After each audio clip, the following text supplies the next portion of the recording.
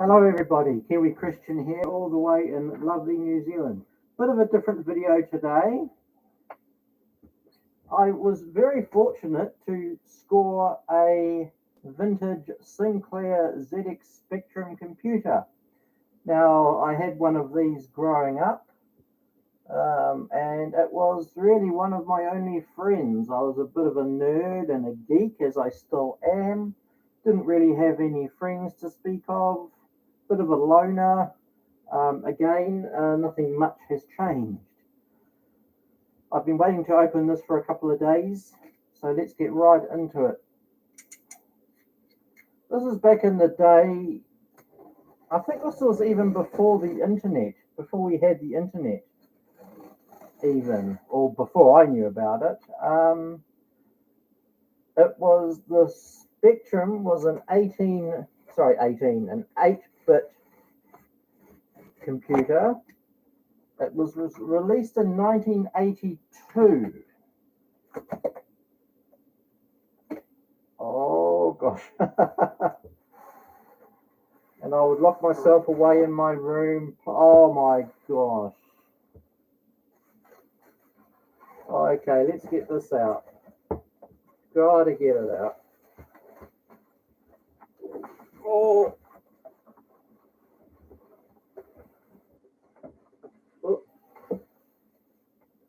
Right, let's get that away.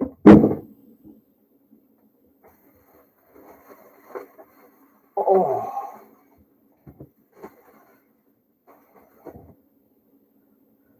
Now what have I done? There we go. Even got the original power supply. Where are we? Big, chunky, good quality. I think these were all made in England. Oh gosh. I think I had 2 of these games back in the 80s. Oh my goodness. Yes, there was no online gaming. There was no online to speak of.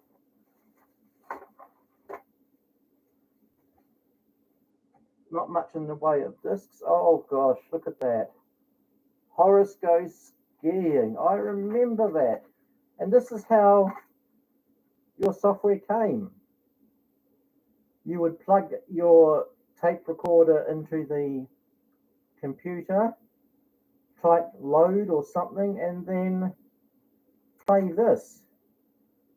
And that would load it into the computer. Planet of Doom. I bought that from David Reed Electronics, which has long since closed down. They were around the same time as Dick Smith. But I got the wrong one because the computer came in several varieties. This one has, I think, 48K of RAM. Oh my God, that was so fast back then. And Flight Simulator. That's going to be interesting. I paid just over 100 New Zealand dollars, which I think was a steal. Oh my gosh, Trivial Pursuit. Good, we can play some Triv. Oh gosh, and this is how your games came in nice big, physical things. None of this bloody Steam codes and what have you. What's the Southern Bells? Southern Bell. Oh, it's a train simulator. Very exciting. You actually got an instruction book. How to use your computer. How to use your computer. Sorry for the weird angle, guys.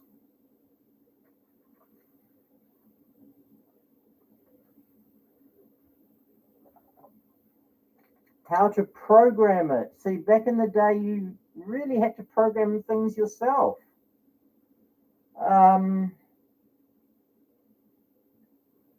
Which was all done in basic programming. I think from memory, this stands for basic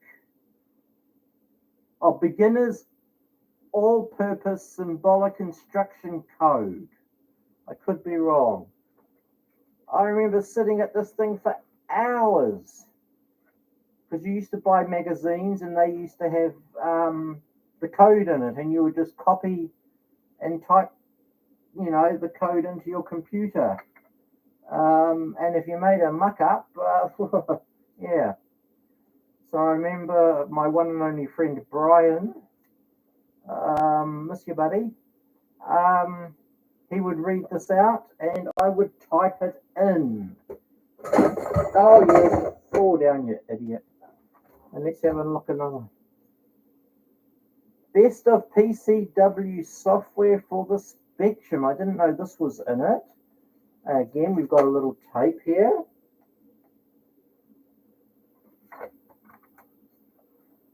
So I have no idea what's in that. Duck shoot. Wow, and you type this in. See, that's your game. You've got to type all that in. Probably quite a bit of it. But why has it got a disc? Oh, sorry, a disc. Why has it got a tape? Anyway, I'll suss that out later. Now, the piece of resistance. Sorry, I think that's... This is going to take me back. Very well packed, thanks to the seller. Now, it's a bit used. Wow.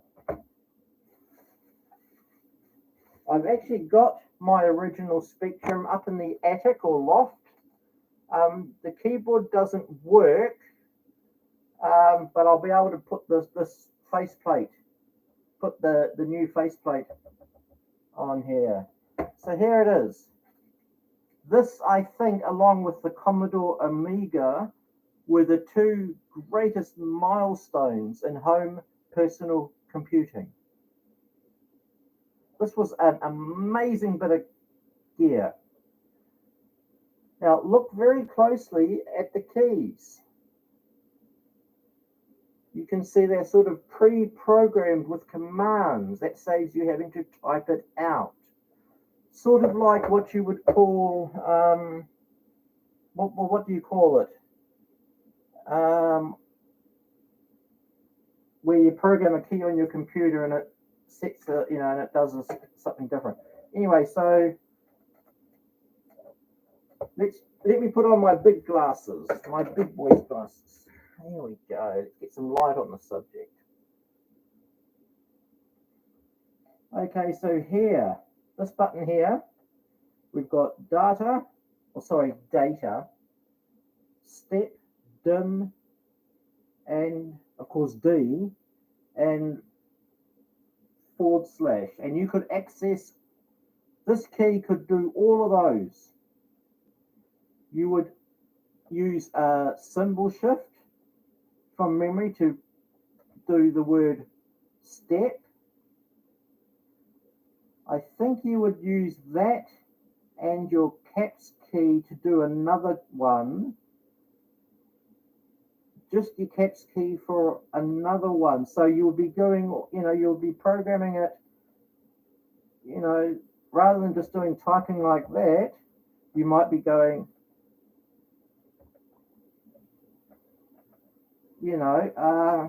fantastic bit of gear.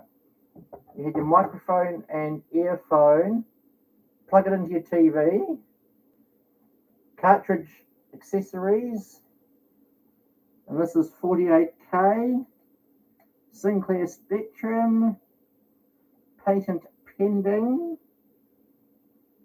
doesn't say where it's made. I'm pretty sure they all came out in England. There's your little speaker. You're not really seeing that a lot. Is this better? Oh, that's better. So there's your little speaker. No mouse, no clicky, no trackball. Everything was done through the keyboard.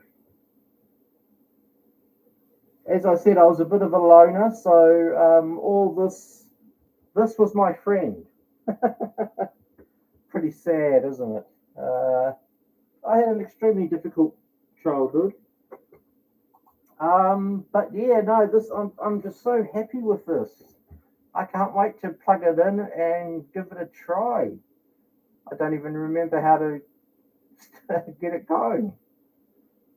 It would boot in about 2 seconds from memory. None of this waiting for Windows. I mean, there's no such thing as Windows or even a graphical interface. It looked like a DOS command. So, anything else in there? Oh, yes. Oh, more stuff.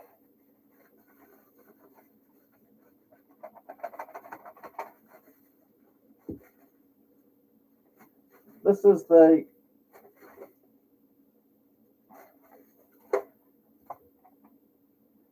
software starter pack. Can't even remember what's on there.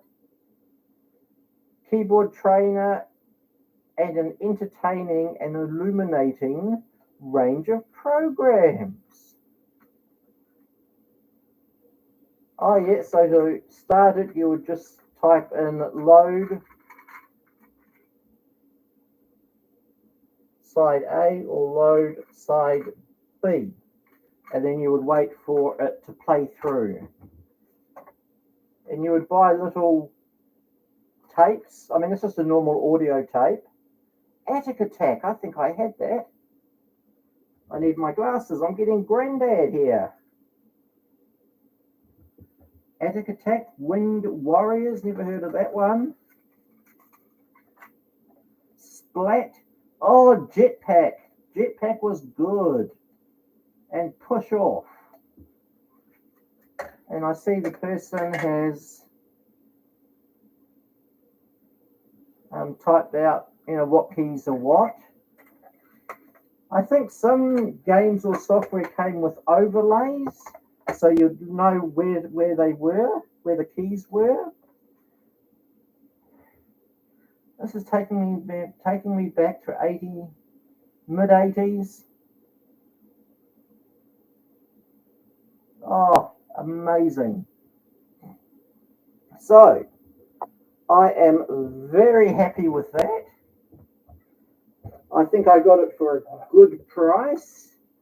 If I went on eBay, I would probably pay 2 or 3 times that amount. Actually, let's open up eBay and let's have a look. Sinclair ZX Spectrum.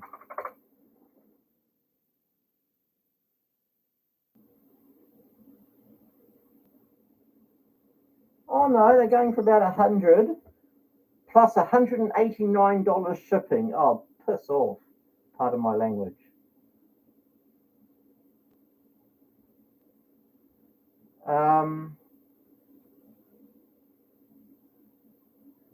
Oh, they're not going as expensive as I thought. It's just the postage it's a killer from overseas. I might keep an eye out. Now, I did have another. Where is it? Where is it?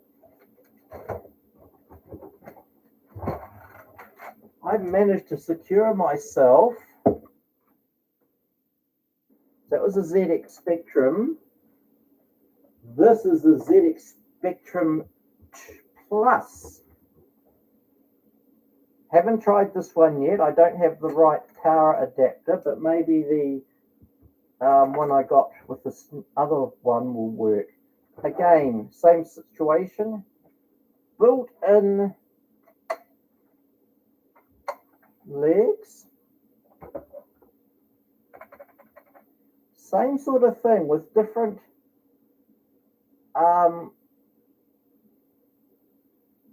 key mappings per each key. But I think this one, I got to be careful. I can't push on that side. Knowing my luck, I'll open it up to try and fix it and wreck the whole thing. So this was obviously the next generation one. When was this one produced? Again, I think we're only looking at a 8-bit Spectrum Plus. Let's have a look on Wikipedia. Old Clive Sinclair was an absolute genius. Okay, so the planning for this one started in June 1984. But it was released October, June, July, August, September. So 4 months they did. Yeah, this is a 48K Spectrum, injection molded keyboard, and a reset button that was basically a switch that shorted across the CPU reset capacitor. I didn't know this had a reset switch. Let's have a looky. Let's have a little looky-loo. No. There we go. There's your little reset switch, which just sort of shorted out the thing rather than reset it. But isn't that to me is beautiful, absolutely beautiful. Electronically, it's identical to the 48K. It was possible to change the system boards between the original case and the Spectrum Plus case. It retailed for £180 thereabouts. So equivalent in 2020, that would have been about £600.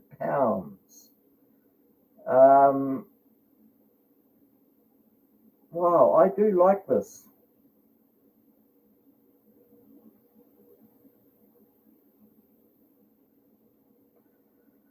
So that's my little unboxing. I'm just so happy that now hopefully I've got 2 working Spectrums. I might do another video on getting it up and going. We'll have to see if you guys are interested in that sort of thing. I'm 53 now, and it's 2022. This takes me way back. Oh, wow. I love the keyboard. So if you get what I mean about it, like when you're programming it in code, you have to type words. These already have the words assigned to them. So you just press the right combination of buttons and it would just print it out on the screen.